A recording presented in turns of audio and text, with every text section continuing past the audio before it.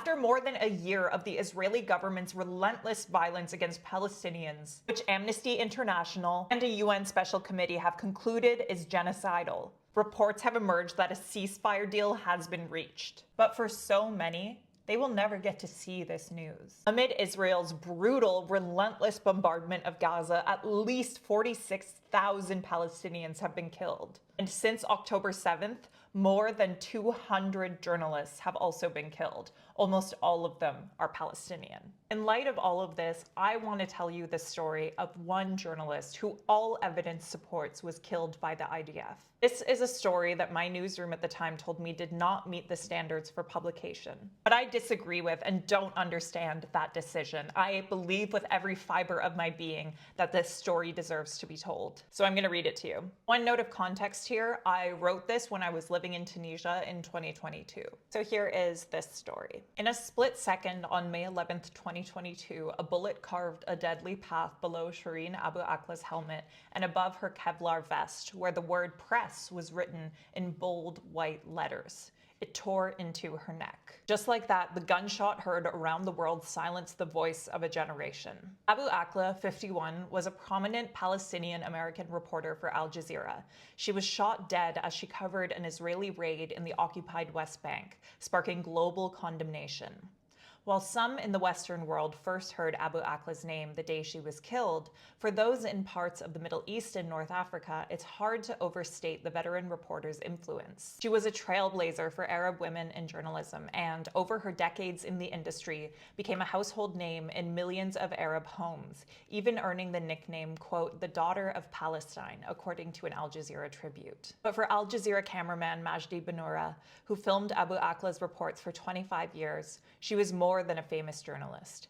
Abu Akleh was a, quote, friend, sister, and colleague. On May 11th, Benoura filmed one final frame featuring Abu Akleh, the moment she was gunned down in Jenin. Quote, the day of Shireen's death was one of the most difficult days of my life, he told me in a June 3rd, 2022 message over WhatsApp, speaking in Arabic. It was 7:30 a.m. on May 11th when Musa al-Shair's wife woke him up.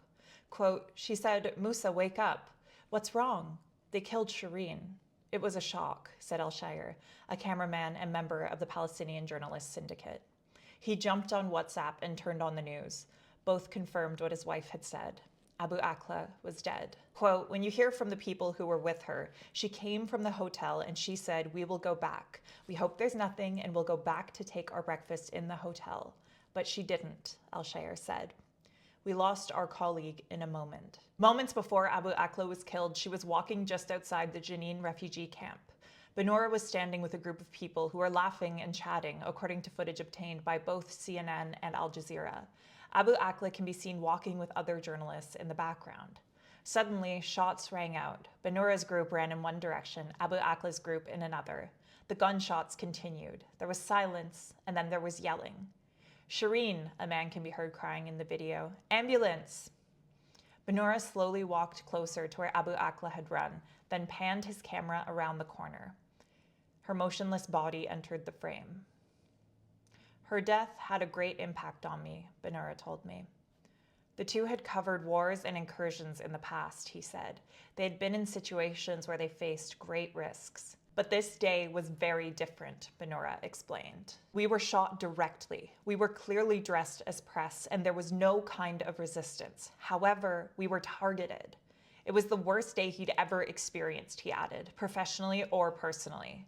May God have mercy on her, he said. Investigations by both the Associated Press and CNN indicate the shot that killed Abu Akleh likely came from the Israeli forces. I'll also note that a year after Abu Akleh was killed, after the IDF had profusely denied it, Israel apologized for it. But back to the article. Multiple videos and photos taken on the morning of May 11th show an Israeli convoy parked just up a narrow road from Abu Akleh with a clear line of sight, the AP reported. They show the reporters and other bystanders in real time taking cover from bullets fired from the direction of the convoy. The only confirmed presence of Palestinian militants was on the other side of the convoy, some 300 meters away, mostly separated from Abu Akleh by buildings and walls, the AP found. And CNN says of its investigation, quote, videos obtained by CNN corroborated by testimony from 8 eyewitnesses, an audio forensic analyst, and an explosive weapons expert suggest that Abu Akleh was shot dead in a targeted attack by Israeli forces. It was clear that Abu Akleh was a journalist, Al-Shire said. Quote, she has the helmet, she has the jacket with the press, she has the microphone in her hand, he explained. Shireen was targeted as a messenger. She was doing her job. She was only a journalist. Her weapon was only the microphone and the camera behind her. I reached out to the Israeli government on June 8, 2022 for its response to the allegations that its armed forces deliberately targeted Abu Akleh. Quote, the IDF is conducting an ongoing investigation into the matter in order to reveal the truth. Any claim that the IDF intentionally harms journalists or uninvolved civilians is a blatant lie, read the statement sent to me, which was attributed to Israeli Defense Minister at the time, Benny Gantz. Quote, unilateral investigations and attempts to charge IDF soldiers with war crimes while promoting false assessments such as the one published by CNN undermine the ability to achieve peace and stability in the region while ultimately boosting terrorism. But Al-Shire was steadfast in his assertion when he spoke to me on May 23, 2022. Quote, they want to scare the journalists in order to not be in the field, not to broadcast their crimes against the Palestinians.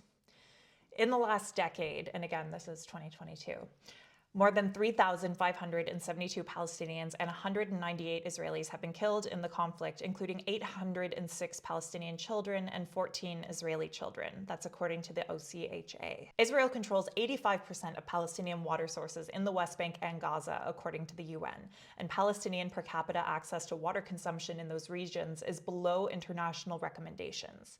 Checkpoints also provide massive hurdles to free movement in the West Bank and Gaza. In late 2020, the UN OCHA reported nearly 600 Israeli roadblocks and checkpoints in the West Bank alone. In the Middle East, Abu Akleh lived with the people in their homes, said Al-Shire. She never met them, but they know her from the screen, he said. Al-Shire knew Abu Akleh for 20 years, working alongside her as they reported on various clashes, incursions, and conflicts. Journalists in the West Bank would move in groups, he said, to protect themselves. Nonetheless, Abu Akleh didn't shy away from asking tough questions. She was cynical and honest at press conferences, and very objective, he said. But he noted Abu Akleh was known for one trait above all, her humanity. Benura told me Shireen was a friend to all who knew her. The Al Jazeera journalist was a Christian, but Al-Shire and others discovered she had been quietly sending food to poor Muslim families during Ramadan. She also made a point of helping students, Al-Shire added.